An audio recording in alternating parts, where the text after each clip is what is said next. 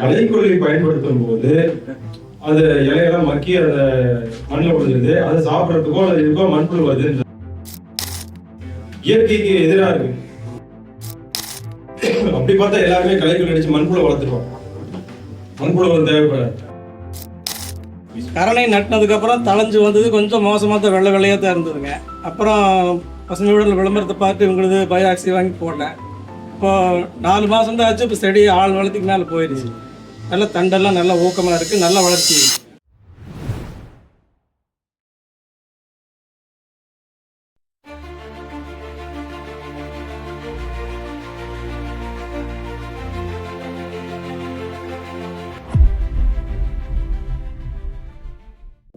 இப்போ களைக்கொல்லி பயன்படுத்தினா மண்புழு எனக்கு புரியல.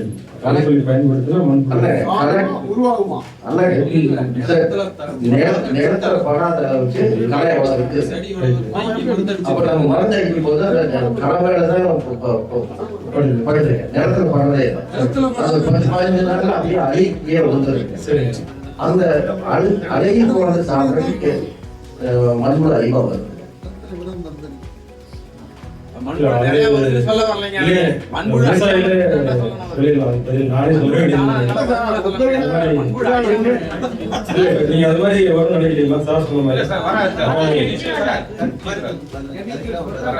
அதாவது வந்துங்க இந்த களக்கொல்லி வந்து 240A அப்படிங்கிற ஒரு டானிக் தான் சார். அதாவது 2,4-Dங்கிறது டானிக் இல்லைங்க. அதாவது நான் சொல்றது growth regulator. அவங்க கிட்ட அது வந்து 2000 ppm மேல வைக்கிறதுனால தான் அந்த களக்கொல்லி ஆகுது. அதாவது வந்து ஒரு துண்டு அல்வா சாப்பிடுறீங்க, ஆனா உங்களுக்கு அது திருப்தியா இருக்கும். நீங்க ஒரு கூடை அல்வா சாப்பிட்டீங்கன்னா நீங்க என்ன ஆகும்? இல்ல சார், களக்கொல்லிங்கிறது அதான் வேற இல்ல. அப்படி இல்ல. அதாவது நீங்க சொல்றது ஒரு 2,4-D அப்படின்னு சொல்றாரு. 2,4-D வந்து மட்டுமே களைக்கொல்லி இல்லையே. 2,4-Dங்கிறது ஒரே ஒரு களைக்கொல்லி வந்து 100 வகையான களைக்கொல்லி இருக்கு. அது சொல்லுங்க. இப்ப வந்து அவர் சொல்றது வந்து சுகருக்கு அட்ரசின் இருக்குது, கிளைபோசேட் இருக்குது, 2,4-D இருக்கு, பாராகுவாட் டைக்ளோரைட் இருக்குது, அப்புறம் வந்து அல்மிக்ஸ் இருக்குது, போட்டாக்ளோர் இருக்குது, மேட்செட் இருக்கு, அப்புறம் வந்து பெண்டிமெத்தாலின் இருக்குது. இதெல்லாம் சொல்லுங்க. இத்தனை களைக்கொல்லியுமே நீங்க சொல்ற வேலை செய்யாது. 2,4-D அப்படிங்கிறது மட்டும்தான் growth regulator. அது ஒரு சில அந்த கான்சென்ட்ரேஷன்ல களைக்கொல்லியா பயன்படும், ஒரு சில கான்சென்ட்ரேஷன்ல வறட்சியூக்கியா கூட பயன்படும். இதுதான் நீங்க சொல்ல வரீங்க. அது பயிருக்கு வறட்சியூக்கியா பயன்படுத்தா மண்புழு வறட்சியூக்கியா பயன்படாது. பயிருக்கு தானுங்க. ஆனா வந்து அது இல்ல, அவங்க சொல்றது வேற சார். அவங்க சார் என்ன சொல்றாரு, களைக்கொல்லி பயன்படுத்தும் போது அது இலையெல்லாம் மக்கி அந்த மண்ணில் விழுந்துருது. அதை சாப்பிட்றதுக்கோ அது இருக்கோ மண்புழு வருதுன்றது. அது நடக்காது. சான்ஸ் இல்லை. அது வந்து இயற்கைக்கு எதிராக இருக்கு. அப்படி பார்த்தா எல்லாருமே களைக்கொல்லி அடிச்சு மண்புழு வளர்த்துருவோம். மண்புழு தேவைப்படாது. இது எதுவுமே தேவைப்படாது. அது பச்சையெல்லாம் வந்திருக்கலாம். பச்சையெல்லாம் அவர் பார்த்துருக்கலாம். மண்புழு இருந்திருக்கலாம். களைக்கொல்லி அடிச்சதுன்னா மண்புழு வந்திருக்கு அப்படின்னு சொன்னா அதான் சொல்றேன். இல்லைங்க. அது அதனால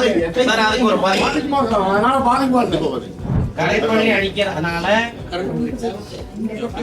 மண்புழு வரும் அப்படின்னு சொல்றாரு. அவர் சொல்றது விஷயம் வந்து அது இல்ல, பாதிக்காதுங்கிறத சொல்ல வர்றாருங்க. அதாவது இவ்வளவு உயரத்துக்கு புல்லு வளர்ந்து அதுல களக்கொல்லி அடிக்கும் பொழுது மண்ணுல முழுமையா போகாம அந்த புல்லுலயே கொஞ்சம் கொஞ்சம் பட்டு போயிடுது.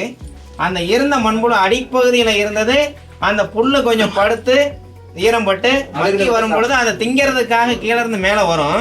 அதனால பெரும்பான்மையா பாதிக்காது. அதுக்காக களக்கொல்லி அடிச்சா மண்புழு வரும் அப்படிங்கறது வந்து இல்ல. அவர் அதைத்தான் சொல்றாரு.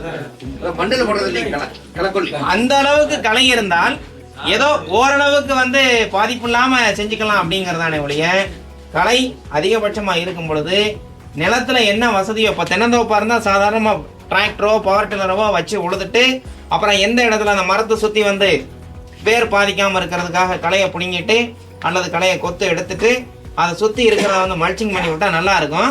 அவர் வேற வழியில் அழிக்கிற கண்டிஷன்ல களக்கொல்லி அடிச்சிருக்காரு. மல்பரி எனக்கு வேண்டாம், மல்பரி காஞ்சி போயிட்டாலும் பரவாயில்ல, களக்கொல்லி அடிச்சு பார்க்கலாம் அப்படின்னு பார்த்த பொழுது கீழே மண்புழு இருந்த வந்திருக்கேன் ஒழிய மற்றபடி மண்புழு சாகாதுங்கிறது இல்லை. அதுக்கப்புறம் மல்பரி எடுத்துட்டீங்க. எடுத்துட்டீங்க, உங்களுக்கு அந்த கீழே இருக்கக்கூடிய மண்புழு மேலே வந்திருக்கு. எந்த கண்டிஷனில் வந்திருக்கு? புல்லெல்லாம் மட்கும் பொழுது அதை திங்கிறதுக்காக வந்திருக்கேன் ஒழிய மண்புழு வளராது.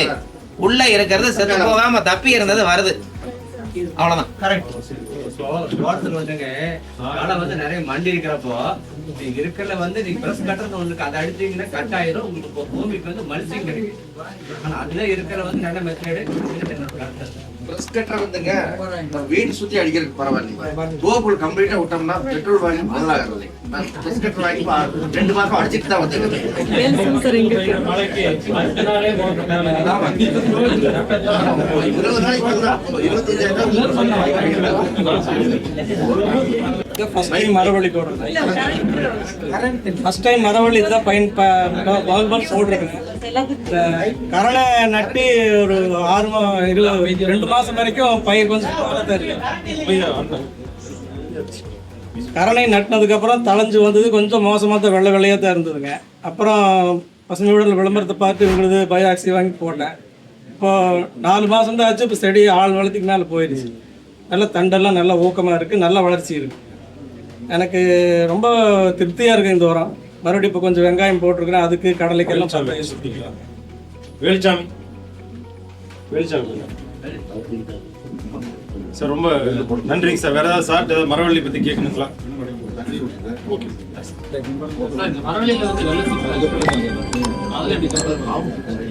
நீங்க சொல்றது மாவு பூச்சிங்க, அதுக்கு மருந்து இருக்கு சார். பயோ வெட்டிசல் பிளஸ் ஒரு மருந்து இருக்கு. நீங்க போகும்போது கேளுங்க. பயோஆக்சி பயோடைமண்ட் ரெண்டு ஒரு மரத்துக்கு எந்தெந்த ஏஜுக்கு எவ்வளவு கிராம் பயன்படுத்தலாம், எத்தனை நாள் ரிசல்ட் கிடைக்கும், அது தெளிவாக சொன்னீங்க.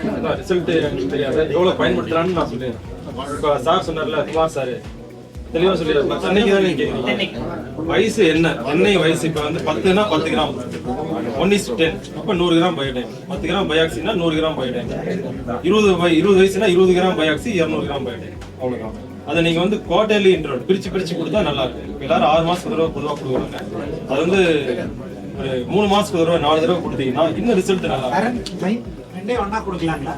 ரெண்டு மிக்ஸ் பண்ணி தான் சார் மிக்ஸ் பண்ணி மேலேயே போட்டுடலாம் சார். நீங்க அந்த போட்டு மண்ணை போடணுன்றதே கிடையாது. அப்படியே மேலேயே போட்டுட்டு அப்படியே நீங்க டிப்போ இதை தண்ணி 100 கிராம் 4 பிரிச்சு கொடுப்பாங்களா? பழம் கொடுக்குறோம்லங்க. பென்சில் டாப் அதாவது 100 கிராம்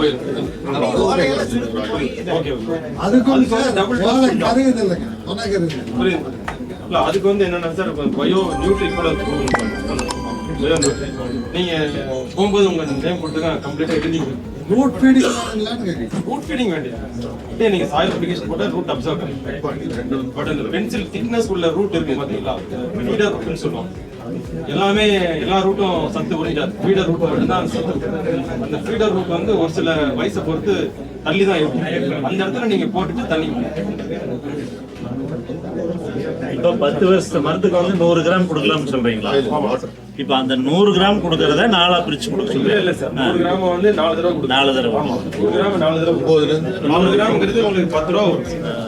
1 கிலோ வந்து 100 ரூபா வருதுங்க. பயோடைம் 10 ரூபா வரும். அதான் பயோஆக்சி வந்து ஒரு 10 ரூபா வரும். 20 ரூபா ஒரு மரத்துக்கு வரும் ஒரு தடவை. மேனுஃபேக்சர்ட் வந்து எல்லாமே bio success. All rights reserved by bio success. அப்புறம் நீ எங்களே கான்டாக்ட் பண்ணலாம். அதுதான் நான் உங்களுக்கு சொல்றேன். அது வந்து நாங்க ப்ரோச்சர்ல இதெல்லாம் போட முடியாது சார், தேவைப்படல. ஏன்னா எங்களுக்கு ஃபுல் ப்ரமோஷன் வந்து கன்சல்டன்சி. ப்ராடக்ட் யார் விற்கிறாங்களோ அவங்க போட்டா. இப்போ நீங்க சொல்றீங்க மற்றதெல்லாம் இருக்குதுன்னா கண்டிப்பா அவங்க போட்டு தான் ஆகும். ஏன்னா அவங்களுக்கு வந்து ஃபுல் ப்ராடக்ட் தான் விற்கிறாங்க. நாலேஜ் யாரும் விற்கிறது இல்லையே, கன்சல்டன்சி யாரும் கொடுக்கறது இல்லையே. அதனால அவங்க அதை போட்டு தான் ஆகும்.